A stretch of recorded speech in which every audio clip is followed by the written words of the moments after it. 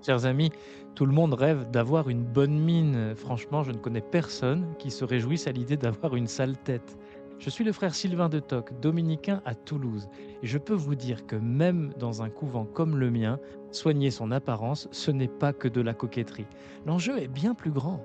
Ça tombe bien, on est justement dans le podcast Question de survie, et cet été, on va se demander pourquoi c'est important de prendre soin de soi. Question de survie, le podcast des moines dominicains qui prend avec vous la vie du bon côté. Chaque semaine, les frères dominicains vous guident pour affronter tous les grands défis de votre vie personnelle, familiale et relationnelle. À partir de vos doutes, de vos questions, nous puisons dans leur expérience et la sagesse monastique des solutions pour vous aider à devenir meilleur pour vous-même et votre entourage. Tu en fais une mine. Tu as bonne mine, mauvaise mine, triste mine, sale mine, ou encore une mine de 10 pieds de long, une mine patibulaire, une mine de carême. Tu vois, cher ami, le français ne manque pas d'expressions pour décrire notre minois. Tiens, encore un mot sur mine. On pourrait poursuivre la liste des expressions usuelles qui parlent de figure, visage, portrait, face, ou encore tronche, gueule, etc. Une telle abondance dit bien des choses sur nous. Savoir à quoi nous ressemblons, savoir quel effet nous faisons sur les autres, quelle image nous leur renvoyons, c'est une question qui nous préoccupe beaucoup. C'est peut-être même la question que nous posons chaque matin devant la glace, un peu comme la belle-mère de Blanche-Neige. Miroir, mon beau miroir, dis-moi qui est la plus belle. Derrière ces points d'interrogation, il y a la question du look, de l'apparence. Nos cheveux, nos vêtements ne sont pas que des plumes ou des poils. Contrairement aux animaux, les humains ne se contentent pas de faire dans l'isotherme, hein. Chaud l'hiver, frais l'été, non. Non, nos vêtements sont taillés, coupés, colorés et assortis d'accessoires qui mettent en valeur notre teint, nos traits, notre physionomie. Il s'agit de porter une coupe de cheveux qui s'harmonise avec notre visage, des vêtements saillants, des tenues appropriées aux occasions. On s'endimanche, on se met sur son 31, ou au contraire, on sort en décontracté, un look casual. Mais même en détendu, comme l'été ou le week-end, on ne s'habille pas d'un sac en toile de jute ou d'une feuille de vigne. Croyez-moi, le moine qui vous parle a beau porter un habit passé de mode depuis quelques siècles, il fait attention à sa tenue lui aussi. Il lave régulièrement sa tunique. Les auréoles sur la tête, d'accord, mais les auréoles sur l'habit blanc, ça fait tache. Vous vous dites que tout ceci n'est pas sérieux, que je vais bientôt embrayer sur une critique féroce de ces tendances qui transpirent le narcissisme. Vous pensez que le père dominicain va rapidement vous faire la morale et vous dire que ces questions sur le physique, l'extérieur, le corps sont sans intérêt, que la beauté est toute intérieure, toute spirituelle? Eh bien, pas du tout. Avoir bonne mine, c'est une question de survie. Dans l'Église aussi. Je m'explique. Vivre avec des personnes qui font la tête à longueur de temps ou qui ne prennent pas soin de leur apparence, c'est pénible. Pensez au philosophe Nietzsche. Il ne manquait pas une occasion de taper sur la religion de ses parents. Son père avait été pasteur. À sa mort, le petit Friedrich avait été élevé par des femmes très pieuses. Il a même étudié la théologie avant d'envoyer promener le christianisme. Ce que Nietzsche reprochait surtout à ses coreligionnaires, c'était de ne pas avoir, je le cite, des gueules de ressuscités. Quand ils auront des gueules de ressuscités, disait-il, je croirai en leur bon Dieu. Visiblement, Nietzsche avait surtout rencontré des mines d'enterrement, et ça devait bien l'arranger d'ailleurs. Dommage qu'il n'ait pas rencontré des amis de Dieu à la mine un peu plus réjouie.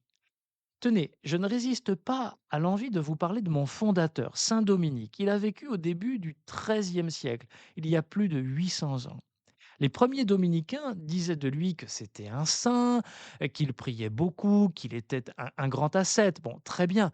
Mais ils insistaient aussi sur le fait que Dominique avait une bonne tête, comme on dirait aujourd'hui. Dominique rayonnait d'une gaieté extraordinaire. La gaieté de son visage exprimait la joie de son cœur. Cette joie était si frappante que Dominique, je cite, hein, se gagnait facilement l'amour de tous.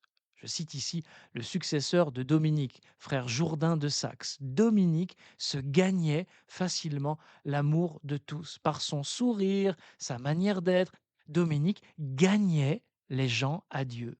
On a dit ça ensuite des premiers compagnons de Saint Dominique.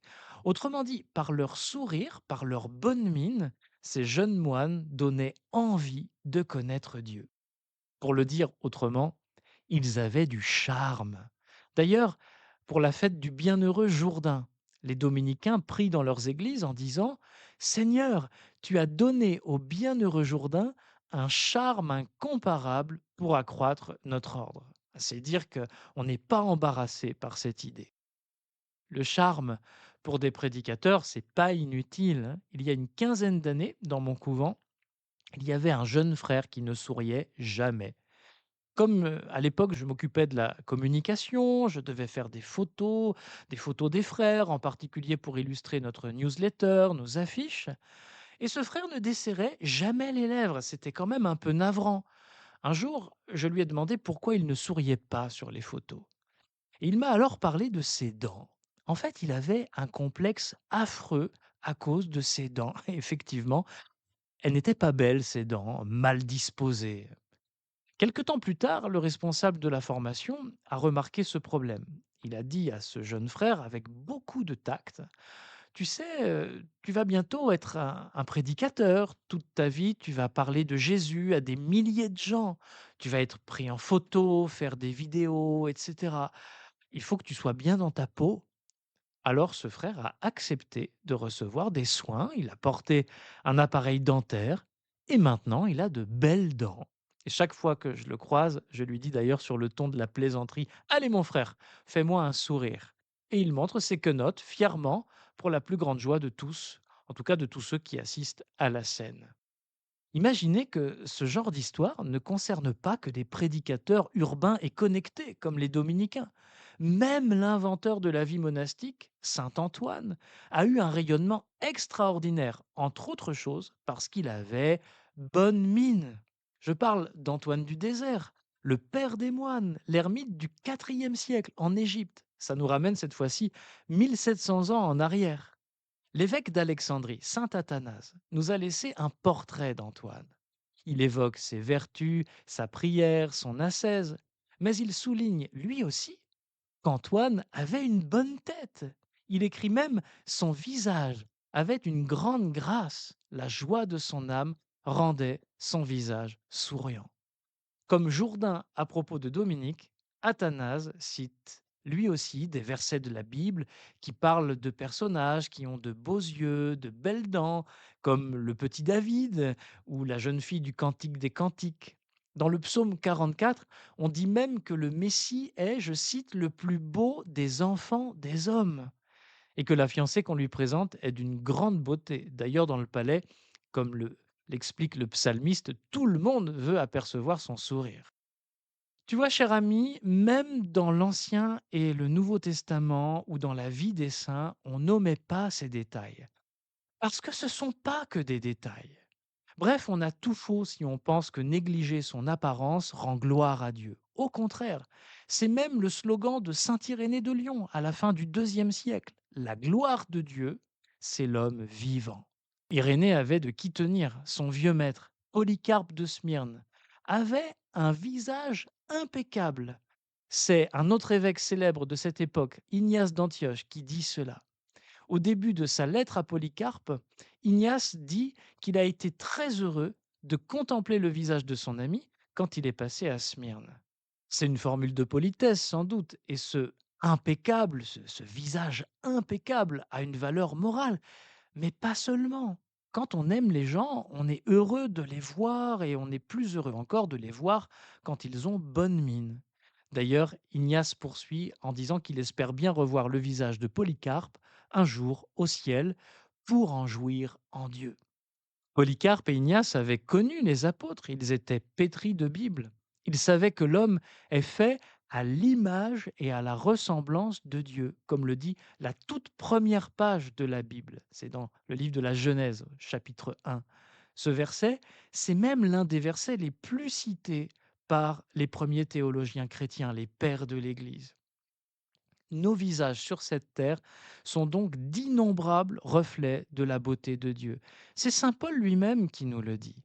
Nous reflétons la gloire du Seigneur et nous sommes transformés en son image avec une gloire de plus en plus grande. Tu trouveras ça dans la deuxième épître aux Corinthiens au chapitre 3.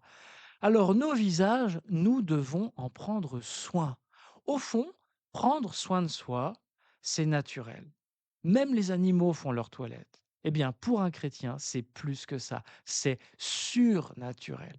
Pourquoi? Parce que nos visages, nos regards, nos sourires, bref, notre bonne mine, sont censés être une invitation à lever les yeux au-delà de l'horizon de cette terre. Ton visage, cher ami, doit devenir une invitation à entrer en amitié avec Dieu.